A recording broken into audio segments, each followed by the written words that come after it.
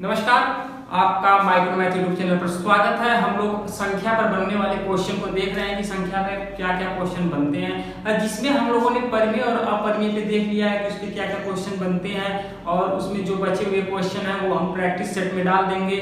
तो देखिए क्या है कि अब हम लोग उससे आगे बढ़ते हैं। जैसे क्या है कि यदि हमें कोई संख्या दे दिया जाए कि करनी में 2 हो और बटे 1 कर दिया जाए, तो पूछा जाए कि ये कौन सी संख्या है, परिमेय संख्या है कि अपरिमेय संख्या है।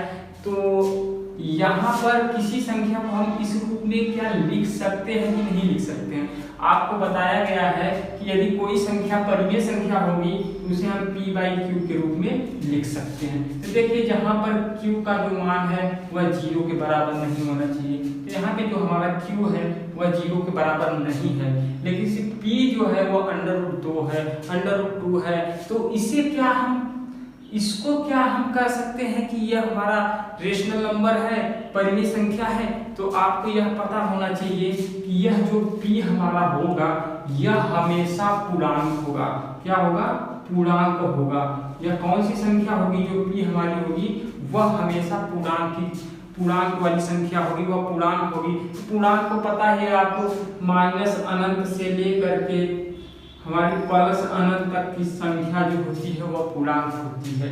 पूर्णांक में ना ही हम किसी अपरिमेय संख्या को पढ़ते हैं और ना ही हम दशमलव को पढ़ते हैं। जैसे पूर्णांक में हमारा हो गया कि हम -1 ले लें, -2 ले लें, -3 ले लें, इसके बीच में हमने कहीं दशमलव का जिक्र किया नहीं किया। तो ये हमारी क्या संख्याएं हैं, कौन सी संख्या होगी? यह हमारी पूर्णांक संख्या होगी। यहाँ पे यदि p का मान हमारा पूर्णांक होगा तभी हम कहेंगे कि यह हमारी परिमेय संख्या है। यहाँ पे p का मान हमारा पूर्णांक नहीं है, देखिए यह पूर्णांक नहीं है, तो ये हमारी संख्या परिमेय संख्या नहीं होगी। तो जैसे आप यहाँ पे कहीं दे देगा कि मान लेते हैं कि 19/2 है और पूरे के बटा 3 है, तो यह संख्या हमारी परिमेय संख्या होगी कि नहीं होगी। तो हम इसको इस तरह से नहीं लिख सकते हैं। जब भी हम इसको लिखेंगे तो यह जो बटे के बटा है, यह जो हमारा 19/2 है, इसको हम लिखेंगे कि 19/2 और पूरे और लिखेंगे 1/3 और ये हो जाएगा हमारा 19/6। तो क्या यह हमारी परिमेय संख्या है? देख रहे हैं ऊपर जो p का मान है यह हमारा पूर्णांक है और जो q का मान है यह हमारा 0 नहीं है, तो हम कहेंगे ये हमारी परिमेय संख्या है। तो आशा करते हैं कि आपका परिमेय और अपरिमेय पे जितने भी डाउट रहे होंगे वो सब क्लियर हो गए होंगे। तो हम आगे बढ़ते हैं और इससे आगे देखते हैं कि संख्या पे क्या क्वेश्चन बन सकते हैं।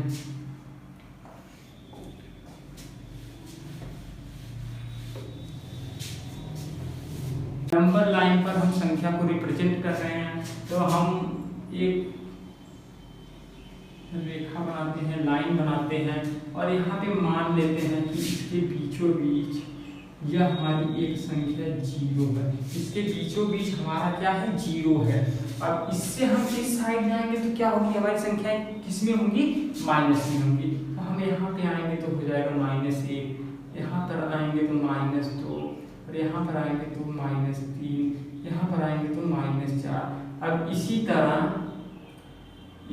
यहाँ पे आएंगे तो -5, यहाँ पर आएंगे तो -6। अब इसी तरह हम यहाँ पे मान लेते हैं आते हैं और यहाँ पे हमारा क्या हो जाता है?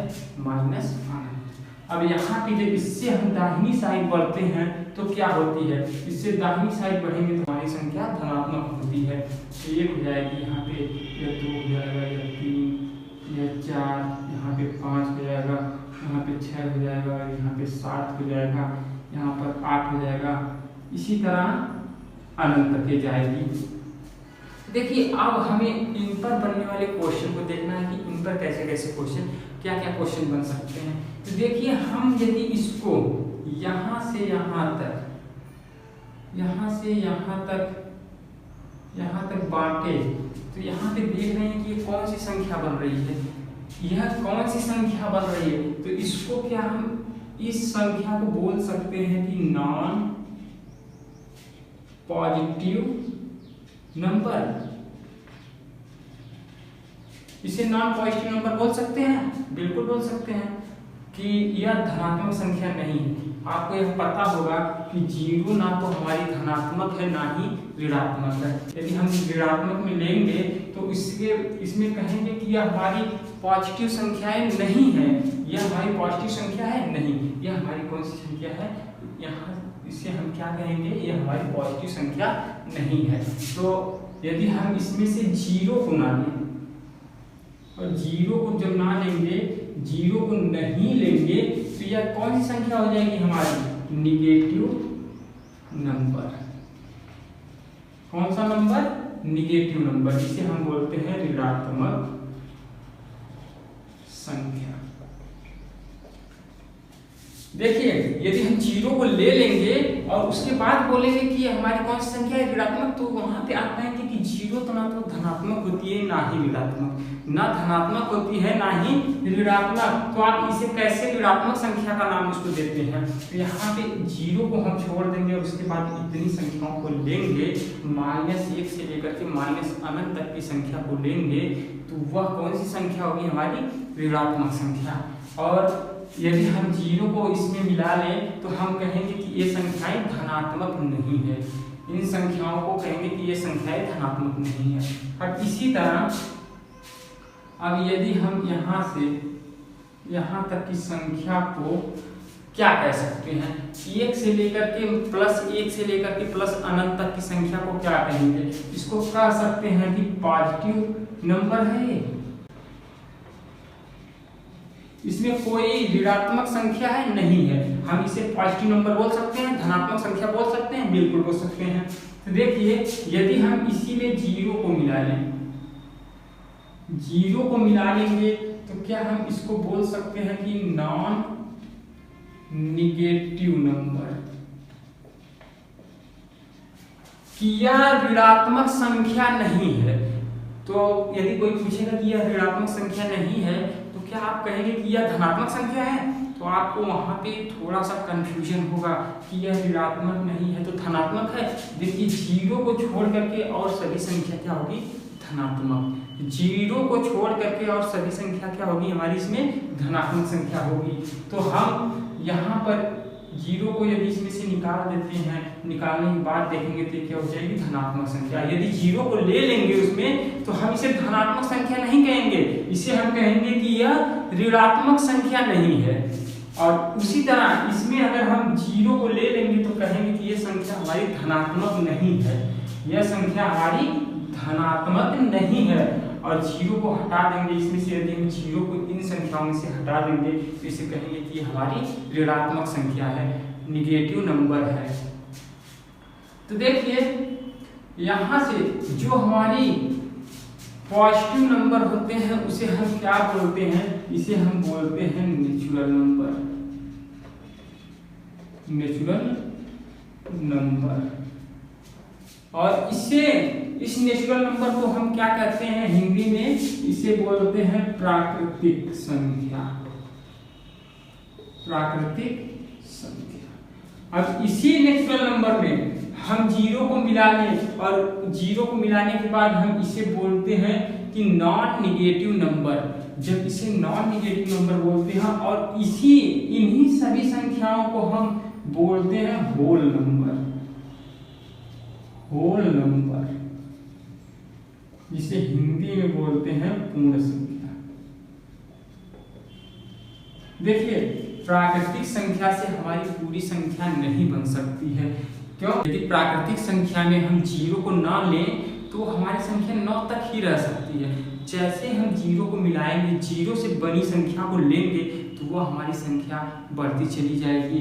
और देखिए प्राकृतिक संख्या में यदि हम 0 को मिला लेंगे, 0 से ले लेंगे तो यह हमारी संख्या पूर्ण हो जाएगी, पूरा हो जाएगी, यह हमारी संख्या पूरा हो जाएगी। तो आप यहाँ पे देखिए 0 से लेकर के हमारे 9 तक पूरा टोटल 10 अंक होते हैं और इन्हीं 10 अंकों से हमारी सभी संख्याएं बनती हैं। यदि प्राकृतिक संख्या को हम लेंगे तो 1 से लेकर के हम अनंत तक लेंगे तो कहेंगे कि यहाँ पे 0 को नहीं ले रहे हैं, तो इसके बाद हमारा यहाँ पे 9 होगा, फिर उसके बाद 10 होगा। 10 में तो हम 0 को ले रहे हैं भाई, ये 10 में हम ले रहे हैं, लेकिन इससे पहले नहीं ले रहे हैं। और यह हमारी धनात्मक वाली संख्या है। 10 हमारा क्या है, धनात्मक है या ऋणात्मक, आप कहेंगे कि यह हमारा धनात्मक है, धनात्मक है। तो यहाँ पे जो 0 है यह ना तो धनात्मक है ना ऋणात्मक है, लेकिन जो इससे पहले 1 है वह धनात्मक है। और यदि यहाँ पे माइनस लगा रहेगा तब यह ऋणात्मक होगा। तो इसी तरह इसमें यदि माइनस वाले में रहेगा कि -10 है तो यह धनात्मक है ऋणात्मक है, तो आप कहेंगे कि ऋणात्मक है। यहाँ पे आप 0 को नहीं देखेंगे कि 0 धनात्मक है या ऋणात्मक है। और देखिए, और इन्हीं संख्याओं को, इस जो हमारी जो पॉजिटिव नंबर है इसको हम बोल सकते हैं कि पॉजिटिव इंटीजर, पॉजिटिव इंटीजर, इसी को हम पॉजिटिव इंटीजर भी बोलते हैं। और इसको जो हमारी ऋणात्मक वाली संख्या है इसे निगेटिव इंटीजर भी बोलते हैं। देखिए, इस नंबर को हम निगेटिव इंटीजर भी बोलते हैं। कौन से नंबर को, जो हमारी माइनस से संख्या शुरू होती है, -1 से। 0 को यदि हम ले लें, 0, देखिए यहाँ से यहाँ तक को, यहाँ से लेकर के यहाँ तक की संख्या को हमने पॉजिटिव इंटीजर बोला, और यहाँ से लेकर के यहाँ तक की संख्या को हमने निगेटिव इंटीजर बोला। अब इसके बाद हमारी एक संख्या बच गई जो 0, जिसका हम स्पेशल नाम देते हैं इसको 0 इंटीजर। यह कौन सी संख्या है, यह शून्य पूर्णांक है। कौन सा पूर्णांक है, शून्य पूर्णांक, इसको बोलते हैं हिंदी में शून्य पूर्णांक बोलेंगे, और इसे हम धनात्मक पूर्णांक बोलेंगे, इसे ऋणात्मक पूर्णांक बोलेंगे। आशा करता हूं कि मैं जो आपको समझाना चाहता हूं नंबर लाइन पे वो आपको समझ में आया होगा। अब इससे आगे हम लोग इस प्राकृतिक संख्या को पढ़ेंगे और इसमें क्या क्या क्वेश्चन बनते हैं उसको देखेंगे। तो आज हम लोग यहीं पे क्लास को समाप्त करते हैं, कल इससे आगे बढ़ेंगे और इसका हम लोग वर्गीकरण करेंगे। पहले तो हम इसका वर्गीकरण करेंगे कि इसे कितने भागों में बांट सकते हैं, इस पे क्या क्या, इस प्राकृतिक संख्याओं में कौन कौन सी संख्या हो सकती है, इसको हम लोग देखेंगे। फिर उसके बाद हम लोग उस पर बनने वाले क्वेश्चन को देखेंगे, उसमें क्या क्या क्वेश्चन बन सकते हैं। तो आज का क्लास हम लोग यहीं समाप्त करते हैं, कल इससे आगे पढ़ेंगे।